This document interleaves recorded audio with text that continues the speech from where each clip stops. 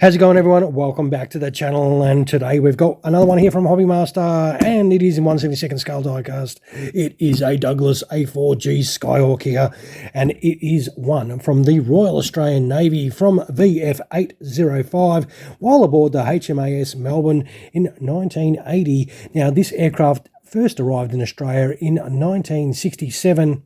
In 1983, it would be then withdrawn from Royal Australian Naval Service. It would be then sold off to the Royal New Zealand Air Force in 1984. So let us push this out. It does have a slip cover on, so we'll squeeze one out. What do you reckon? Oh, come on. Bit stuck. Oh, I am a bit stuck. God, jeez. All right, we struggled with that. That's fantastic. And it does come in a normal Skyhawk packet once you've done that. And there is that really nicely painted aircraft in there. That does look like a very, very cool looking model. I can't wait to get my hands on that. So why should we? All right, we'll open the box and check out this Aussie Skyhawk. All right, with this Royal Australian Navy Skyhawk out of the packet, does come with the usual stand. And this is what it looks like assembled, which our lovely model monkey has quickly done for us. Now we will also show you the instructions that does come with it, which is really cool because it's instructions. We love instructions, don't we? Now we'll open that. All right. So there is a ton of ordnance, bloody hell, that can be put on this. And so if you don't have any instructions and you've got one of these models, feel free to review this, whack this on pause, and you will know how to kit out your aircraft. That is a lot of ordnance that we do have to put on. Let's check that out. So it does come in a little baggie that does have your landing gear options, of course. We'll turf that out of the way. All right, so it does come with a baggie that does have some ordnance. It looks to be a tank, some rockets and some bombs. That is pretty cool. And it does come with another packet, of course, of similar sort of stuff. Let's get that open. So you've got some more tanks there, some awesome looking rockets there. We've got some landing gear options as well. And we've got a pilot figure, which is really nice, sort of the generic sort of Hobby Master pilot figure. That is pretty cool. All right, let's get this thing open. Now, this is brand new, so yeah, of course, it's got some tape on it. Sorry about that. I should have pre-taped. So we'll get this open. Oh, beautiful. That is that wonderful Skyhawk sitting in there. Now, it should pop out nicely, we hope, because this is a brand spanking new. Oh, actually, the plastic's quite soft, so it did pop out nicely. All right, let us move that so we can check out this Royal Australian Navy Skyhawk. And the coloration is really nice.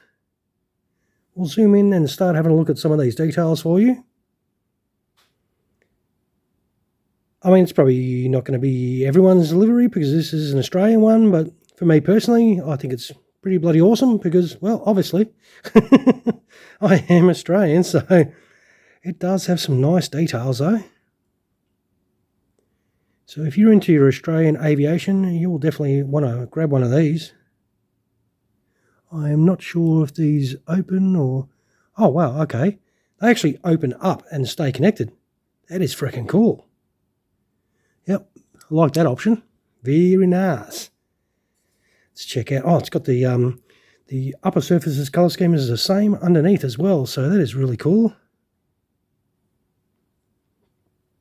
Yep, very nice. I reckon it looks awesome. All right, well, instead of looking at it, what we'll do is we'll set it up. So we'll quickly go off and set this up in flight, and we'll come right back. All right, here we have the Skyhawk set up beautifully in flight. Very straightforward. There is just your piece there, and your nose wheel piece there, and that is your 3 gear bay door pieces put in. Very straightforward. The tanks, they went in their slots very nicely. The centre one was a little bit hard to push in. It was a little bit resistant.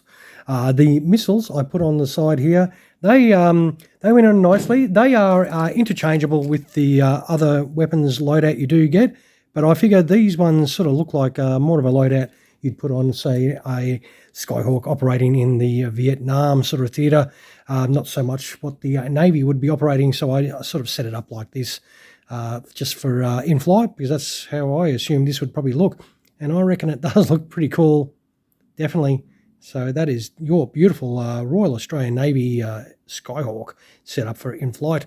And of course, we've got to put it on the stands, don't we?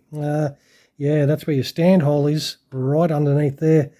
So hopefully we can get this back out, because as I said, this was very tight to put in. Beautiful. So unfortunately, you do lose your central ordnance, which is so often the case with Hobbymaster, which a little bit disappointing, of course, for you Inflight guys, but overall it doesn't detract from the model. It's still a freaking awesome model.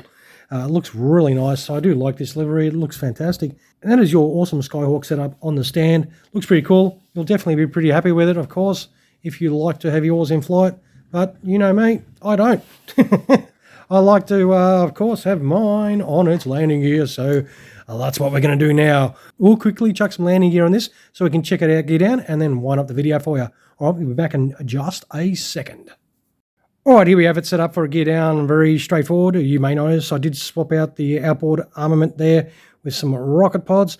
They look pretty cool, but I don't think the Royal Australian Navy Service probably used them operationally, but I just thought I'd check them out and see how they look.